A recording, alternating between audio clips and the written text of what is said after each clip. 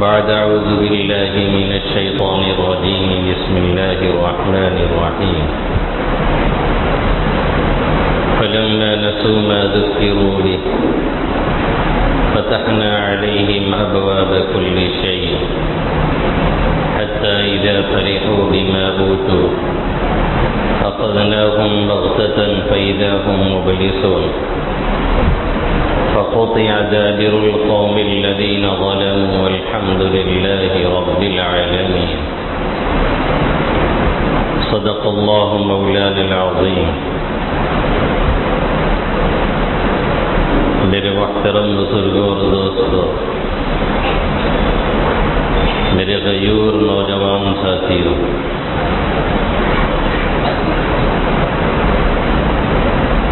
اللہ رب العزت نے انسان کو مدنی الطبع بنایا ہے. انسانوں کو اللہ نے ایسا مزاج دیا ہے کہ وہ انسانوں ہی کے بیچ میں رہنا چاہتا ہے. تجرد، تنہائی والی زندگی، کوئی آگے پیچھے نہ ہو، نہ اس طرح سے زندگی گزاری جا سکتی ہے، اور نہ ایسا شخص زندگی ایسی گزارنے والا کسی کام کا ہوتا ہے. عموماً انسان کو انسان کہتے ہیں اسی لیے وما سمي الإنسان إلا لأنسه وما القلب إلا أنه يتقلب. انسان کو اسی لیے انسان کہتے ہیں کہ اس سے انس حاصل ہوتا ہے، ایک دوسرے سے ملتے ہیں، بات کرتے ہیں، انسیت ہوتی ہے. اور قلب، دل کو قلب اس لیے کہتے ہیں کہ الٹتا پلٹتا رہتا ہے، کبھی کچھ سوچے گا، کبھی کچھ سوچے گا، کبھی آپ کو امید دلائے گا آپ امبانی بن جائیں گے، کبھی نا امیدی میں ڈھکیل دے گا تو آپ جھوپڑ پٹی میں چلے جائیں گے. یہ تو جیسا چاہتا ہے پھیرتا رہتا ہے، ہماری سوچ اسی اعتبار سے چلتی رہتی ہے. ہوتا ایسا ہی ہے نا. اب ہم لوگ شیخ چلی کے حالات سنتے ہیں تو بڑی ہنسی آتی ہے، بہت لوگ مذہب آتے ہیں. ہم میں سے کوئی بھی شیخ چلی سے کم نہیں ہے. ہم لوگ بھی ایسے ہی سوچتے ہیں، ایسے ہی بنگلہ بناتے ہیں جیسے وہ سوچ رہا تھا، انڈا لے کر کے جا رہا تھا. ہمارا حال بھی ایسے ہی ہے، ہم بھی یہی سوچتے ہیں. جیسے ایک صاحب تھے، بات یاد آئی، سن لیجیے ایک منٹ میں، ٹائم تو ہوتا نہیں ہے کہ کچھ ادھر ادھر جایا جائے. ایک صاحب تھے تو بڑے موڈ میں جا رہے تھے مسکراتے ہوئے، اور تھے بہت غریب. کسی نے پوچھا ارے خیریت تو ہے؟ کہن بادشاہ کی لڑکے سے شادی کرنا ہے، بادشاہ کی لڑکی سے شادی کرنے جا رہے ہیں. کہنے ارے کچھ کام وام ہوا کہ نہیں؟ کہنے لگے ہاں آدھا ہو گیا آدھا باقی ہے. کہیں ہم راضی ہیں وہ لوگ راضی نہیں ہیں. تو یہ خیالی پلاؤ جو ہے ہم لوگ بھی پکایا کرتے ہیں، اور ایسے ہی سوچتے سوچتے کتنے تو چلے جاتے ہیں ورلڈ ٹریڈ سینٹر کے مالک ہو جاتے ہیں. اور بیچارے جب اس سے تھوڑا سا بیداری میں آتے ہیں اس کیفیت سے، تو پھر انہیں پتہ چلتا ہے کہ جہاں پڑے تھے وہیں پڑے ہیں.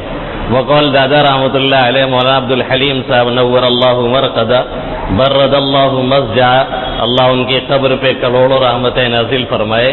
جن کی نسبت پہ یہ تمام علاقے سمجھے بسے ہوئے ہیں. تو وہ کہتے تھے کہ بھائی کتنے ہی اونچا اونچا خواب دیکھو گے، صبح جب اٹھو گے تو وہی بستر ہی پہ ہو گے، کہیں اور نہیں ملو گے. ایسا نہیں ہے کہ خواب میں آپ فلائٹ میں اڑ رہے ہیں تو اٹھیں گے تو فلائٹ میں رہیں گے، ایسا نہیں ہوتا ہے. تو یہ خواب دیکھنا بند کریں. حقیقی خواب وہ ہوتا ہے جو ہم دن میں دیکھتے ہیں، یعنی کوئی منصوبہ واقعتاً بناتے ہیں، پھر اس کے مطابق ہم اپنے اعمال طے کرتے ہیں، پھر اس کے مطابق اللہ سے ہم فریادی بنتے ہیں، پھر اس کے مطابق ہم جائز طریقے طے کرتے ہیں، تب جا کر کے وہ کوئی چیز ہمیں ملتی ہے اور حاصل ہوتی ہے. بہرحال تو بات میں یہ کر رہا تھا کہ انسان کو مدنی الطبع بنایا گیا ہے. اب اس کے لیے ضروری ہے کہ معاشرہ درست ہو، معاشرہ صالح ہو، معاشرہ فاسد نہ ہو، اس کے اندر بگاڑ نہ ہو، کیونکہ تجربہ اور مشاہدہ یہ ہے کہ اگر معاشرے میں بگاڑ ہے، جرائم اور کرائم پھیلے ہوئے ہیں، تو کبھی ہمیں اور آپ کو چین اور سکون کی زندگی نہیں میسر ہو سکتی۔ اگر یہ ہر وقت خطرات لگے ہوئے ہیں، جرائم اور کرائم کا پیراگراف اتنا بڑھا ہوا ہے کہ نہ معلوم کب ہمیں لوٹ لیا جائے، نہ معلوم کب ہمیں مار دیا جائے، نہ معلوم کب ہمارے گھروں پہ ڈاکہ ڈال دیا جائے، نہ معلوم راستہ چلتے کب ہمیں کاؤنٹر کر دیا جائے، تو پھر کبھی بھی ہم ذہنی اعتبار سے چین اور سکون کی زندگی نہیں گزار سکتے ہیں۔ چین اور سکون کی زندگی گزارنے کے لیے معاشرے کا درست ہونا ضروری ہے، سوسائٹی کا صحیح ہونا ضروری ہے، لوگوں کی سوچ اور فکر کا درست ہونا ضروری ہے۔ اس کے لیے سب سے ضروری یہ ہوتا ہے کہ پہلے آدمی اپنے عمل صحیح کرے، اپنے اخلاق صحیح کرے، اپنے کردار صحیح کرے، اپنا کیریکٹر درست کرے، پھر اس کے بعد معاشرے میں بگڑی ہوئی، معاشرے میں پھیلی ہوئی جو برائیاں ہیں اسے روکنے کی کوشش کرے، اچھائیوں کو پھیلانے کی کوشش کرے،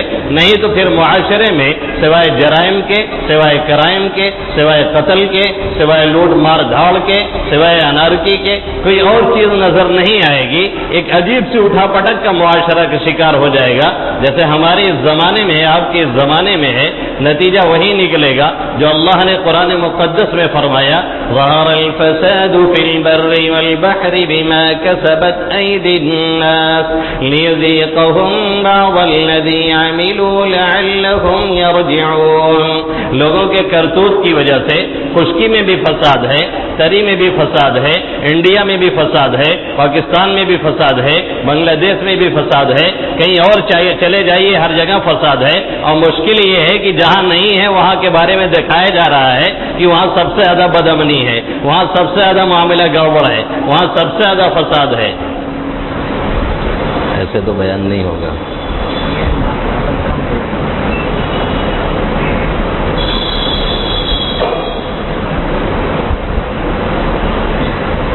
تو جب تک معاشرے سے بگاڑ اور فساد کا خاتمہ نہ ہو جائے اور اس کے لیے سنجیدہ کوشش نہ کی جائے، ہر فرد اپنی ذمہ داری نہ محسوس کرے، تب تک کوئی بات بننے والی نہیں ہوتی ہے۔ ہم ذاتی طور سے ٹھیک ہوں یا آپ ذاتی طور سے ٹھیک ہوں، آپ کے اندر کوئی کمی اور خرابی نہیں ہے، لیکن جس سوسائٹی میں ہمیں رہنا ہے، جس معاشرے میں ہمیں رہنا ہے، جن لوگوں کے درمیان ہمیں رہنا ہے، اگر ان کی سوچ صحیح نہیں ہے، اگر ان کے ہاتھ غلط اٹھنے سے رک نہیں رہے ہیں، اگر وہ قتل و قتال کے عادی ہیں، اگر وہ چوری اور نشہ خوری کے عادی ہیں، تو پھر کبھی بھی ہم اور آپ چین سکون سے نہیں رہ سکتے ہیں۔ حضرت نعمان بن بشیر رضی اللہ تعالی عنہ کی روایت ہے کہ اللہ کے حبیب صلی اللہ علیہ وسلم نے فرمایا کہ مداہنت کرنے والے قوانین اسلام کے اندر اور اس سے غفلت برتنے والوں کی مثال بالکل ایسی ہے جیسے جہاز سے کچھ لوگوں کو سفر کرنا ہوا، ان لوگوں نے قرعہ ڈالا، پرچیاں نکالی کہ کس کا نام کس لسٹ میں آتا ہے، کچھ لوگوں کا نام نیچے والی منزل میں آیا، کچھ لوگوں کا نام بالائی منزل میں آیا، اوپر والے اوپر بیٹھ گئے اور نیچے والے نیچے بیٹھ گئے۔ اب سفر شروع ہوا، نیچے والوں کو بار بار پانی کی ضرورت پڑتی ہے، وہ اوپر جاتے ہیں، پھر وہاں سے پانی لے کر کے آتے ہیں۔ اب نیچے والوں کے ذہن و دماغ میں آیا کہ ہم بار بار اوپر جاتے ہیں تو اوپر والوں کو تکلیف ہوتی ہے، وہ ڈسٹرب ہوتے ہیں، اس لیے اس سے بہتر طریقہ یہ ہے کہ ہم کشتی میں تھوڑا سا ہول کر دیں۔ کلاڑی لے کر کے ان لوگوں نے کشتی توڑنی شروع کر دی تاکہ پانی یہیں سے نیچے سے نکلے اور یہیں سے ہم لے لیا کریں، اوپر والوں کو کوئی ناگواری نہ ہونے پائے۔ آقا مدنی صلی اللہ علیہ وسلم نے فرمایا اب اگر اوپر والے روکنے کی کوشش کرتے ہیں اور روک لے جاتے ہیں تو خود بھی محفوظ رہیں گے اور نیچے والے بھی محفوظ رہیں گے، لیکن اگر انہوں نے توجہ نہیں کی اور ان کا ہاتھ نہیں پکڑا تو نتیجہ یہ نکلے گا کہ پانی سرایت کرتے کرتے پہلے منزل ہی کو نہیں پوری کشتی کو، پورے جہاز کو ڈبو دے گا اور پورے جہاز والے تباہ اور برباد ہو جائیں گے اور سب ہلاک ہو کر کے اسی دریا میں رہ جائیں گے۔ آقا مدنی صلی اللہ علیہ وسلم فرماتے ہیں یہی حال ہمارا اور آپ کا ہے۔ اگر ہم روکنے کی کوشش کرتے ہیں، اچھائیاں بونے کی کوشش کرتے ہیں، برائیوں کی جڑوں کو کریدنے کی کوشش کرتے ہیں، تو پھر ہم اور آپ ایک صالح معاشرہ، ایک اچھی سوسائٹی میں رہیں گے جہاں امن ہوگا، جہاں چین ہوگا، جہاں سکون ہوگا، جہاں اطمینان ہوگا، جہاں کوئی ظالم ظلم نہیں کرے گا، جہاں کوئی قاتل قتل نہیں کرے گا، جہاں یہ دھڑکا نہیں لگے رہے گا کہ کہیں کوئی چور نہ آ جائے، کہیں کوئی ڈاکہ نہ ڈال دے، کہیں کوئی لوٹ نہ لے، جہاں یہاں آنے اور جانے اور سفر کرنے میں ذرہ برابر کوئی خطرہ نہیں محسوس ہوگا، کیونکہ ایک صالح معاشرہ میں ہم زندگی گزار رہے ہیں۔ افسوس اس بات کا ہے کہ جو ہمیں کوشش کرنی تھی، افسوس اس بات کا ہے کہ جس جگہ پہ ہمیں چلنا تھا، افسوس اس بات کا ہے کہ جس نہج پہ ہمیں قوم کو لے کر کے چلنا تھا، معاشرے کی صلاح اور فلاح کے لیے وہ طریقہ چھوڑ کر کے ہم نے وہ طریقہ اختیار کیا ہوا ہے جو طریقہ ہمیں کبھی بھی کامیابی نہیں دیتا۔ ایک نہیں سینکڑوں طریقے مسلمانوں کی فلاح کے لیے، مسلمانوں کی بہبود کے لیے، مسلمانوں کی ترقی کے لیے، مسلمانوں کے اچھائی کے لیے، معاشرے اور سوسائٹی کی بھلائی کے لیے نہ معلوم کتنے طریقے اختیار کیے جاتے ہیں، لیکن جب تک وہ طریقہ جو محمد عربی صلی اللہ علیہ وسلم لے کر کے آئے اسے نہ اختیار کیا جائے، جب تک آقا مدنی صلی اللہ علیہ وسلم کے قرآن مقدس سے پاکیزہ تعلق نہ پیدا کیا جائے، جب تک اس کی تلاوت نہ کی جائے، جب تک اس کے احکام کو سمجھا نہ جائے، جب تک اس کے احکام پر عمل نہ کیا جائے، جب تک آقا مدنی صلی اللہ علیہ وسلم کا وہ طریقہ خیر الہدی ہدی محمد علیہ الصلاۃ والسلام، سب سے بہتر طریقہ محمد عربی صلی اللہ علیہ وسلم کا طریقہ ہے، جب تک اسے سینے سے نہ لگایا جائے تب تک کوئی عروج نہیں، تب تک کوئی بلندی نہیں، تب تک کوئی مقام نہیں، تب تک کوئی حیثیت نہیں۔ اللہ کے حبیب صلی اللہ علیہ وسلم فرماتے ہیں، عمر فاروق رضی اللہ تعالیٰ عنہ کی روایت ہے، آقا مدنی صلی اللہ علیہ وسلم نے فرمایا، ان اللہ یرفع بهذا الكتاب اقواما ويضع به آخرین، اللہ اس کتاب یعنی قرآن مقدس کے ذریعہ بہتوں کو رفعت اور بلندی بخشتا ہے، جو لوگ اس پہ عمل کرتے ہیں، جو لوگ اس کی تلاوت کرتے ہیں، جو لوگ احکام کو سیکھتے ہیں، جو لوگ عمل کرنے کی کوشش کرتے ہیں، اللہ انہیں رفعت و بلندی دیتا ہے۔ وَيَضَعُ بِهِ آخرین، جو لوگ اسے ترک کر دیتے ہیں، جو لوگ اسے چھوڑ دیتے ہیں، جو لوگ اسے خیر باد کہہ دیتے ہیں، جیسے ہم نے کیا ہے، آپ نے کیا ہے، گھروں میں رکھا ہوا ہے، سال بھر گزر جاتا ہے، قرآن اٹھایا نہیں جاتا ہے، کتنے گھروں میں قرآن اس حالت میں ہے کہ اگر ہاتھ لگائے جائیں گے تو قسم کھاؤں گا تو میری قسم نہیں ٹوٹے گی، ہاتھ گندا ہو جائے گا، عام لوگوں کو تو چھوڑ دیا جائے، حفاظ کرام کا حال یہ ہے کہ سال بھر تلاوت نہیں کرتے ہیں، پورا سال یوں ہی ان کا گزر جاتا ہے، اکثریت نہیں لیکن بہت سے ایسے آپ کو ملیں گے جن کا سال بھر میں ایک ختم نہیں مکمل ہوتا ہے، ایک قرآن نہیں مکمل ہوتا ہے، اور بات کی جاتی ہے مسلمانوں کے عروج کی، بات کی جاتی ہے معاشرے کی صلاح کی، بات کی جاتی ہے رفعت و بلندی کی، بات کی جاتی ہے 20 سال پھر امریکہ کے خلاف واپسی کی، ایسے واپسی نہیں ہوتی ہے جب تک کہ ہم اپنے اعمال درست نہ کریں، جب تک کہ ہم اپنے اخلاق درست نہ کریں، جب تک کہ ہم اللہ کے حقوق کو ادا نہ کریں، جب تک کہ ہم مسلمانوں کے حقوق کا پاس و لحاظ نہ کریں، جب تک کہ ہم اخلاق کی بلندی کو نہ اپنائیں۔ کیریکٹر لیس قوم ہے جو اخلاقی گراوٹ کا شکار ہوں وہ کبھی ترقی نہیں کرتی ہیں۔ جو قوم اپنے سب سے معظم اور محترم کتاب قرآن مقدس سے رشتہ اور ناطہ توڑ لے وہ قوم کبھی ترقی کے منازل نہیں طے کر سکتی ہے۔ خود اللہ کے حبیب صلی اللہ علیہ وسلم کا یہ کھلے لفظوں میں ارشاد اور اعلان ہے۔ اب کچھ لوگ چلیں گے اور یہ کہیں گے جن کا ذہن معوف ہو چکا ہے، جن کی عقل مغرب کو دیکھ کر کے اور ان کی چکا چوز زندگی کو دیکھ کر کے برباد ہو چکی ہیں، وہ کہیں گے کہ تم لوگ بھی عجیب حدیث سناتے ہو، یہ کہاں سے کہتے ہو کہ جب تک دین کی طرف نہیں آؤ گے تب تک ترقی نہیں کرو گے؟ ہم تو دیکھتے ہیں یورپ اور امریکہ کو، وہاں پہ برائیاں ہیں، وہاں پہ عیاشیاں ہیں، وہاں پہ زناکاریاں ہیں، وہاں پہ بدکاریاں ہیں، وہاں پہ خرمستیاں ہیں، وہاں پہ اللہ کا انکار بھی ہے، پھر بھی وہ ترقی کر رہے ہیں۔ میرے محترم، جو وہ ترقی دکھتی ہے وہ ترقی نہیں تنزلی ہے، وہ حقیقت میں اللہ کی طرف سے ڈھیل ہے، اسے استدراج کہا جاتا ہے، وہ کوئی ترقی نہیں ہے۔ وہ چمچماتے ہوئے روڈ اور چمچماتی ہوئی کاریں اور فلک بوس عمارتیں اور رہنے کے لیے اے سی والے مکانات، یہ جو سکون کے بظاہر ذرائع ہیں، یہ دیکھنے میں سکون کا ذریعہ ہے، ان کے پاس سکون نام کی کوئی چیز نہیں ہے۔ اسی لیے سب سے زیادہ خواب آور گولیاں، نیند کو لانے والی گولیاں امریکہ اور یورپ میں بکتی ہیں، نہ ہوگا تو نیٹ پہ جا کے سرچ کر لیجئے گا۔ اس لیے سب سے زیادہ خوشی امریکہ کے اندر ہوتی ہے۔ اگر یہی سکون تھا، اگر یہی اطمینان تھا، اگر یہی راحت تھی تو پھر یہ خودکشی کیسی، پھر یہ بے چینی لینی کیسی, پھر یہ پرابلم کیسا, پھر اس کا سولوشن کہاں ہے, ان کے پاس نہیں ہے, انہیں یہ ڈھیل دے دی گئی ہے کچھ وقتوں کے لیے, پھر اللہ رسیاں پکڑ کر کے کھینچتا ہے, پھر بھاگنے کا کوئی راستہ انہیں نظر نہیں آتا ہے. جیسے ہم اور آپ کتے کے گلے میں پٹا ڈال کر کے اسے تھوڑا سا چھوڑ دیتے ہیں, کتا تھوڑی دور جاتا ہے, پھر اسے کھینچ کر کے اپنے پاس لاتے ہیں. کتا پھر بھی کتا ہے, انسان پھر بھی انسان ہے, اس کی رسی پھر بھی اس کی رسی ہے, وہ ٹوٹ سکتی ہے, چھوٹ سکتی ہے, گلے سے نکل سکتی ہے. میرا رب احکم الحاکمین ہے, وہ رب العالمین ہے, اس نے گلے میں پٹے ڈال کر کے تھوڑا سا ڈھیل دے دی ہے. قرآن مقدس میں 7ویں پارے میں اللہ فرماتا ہے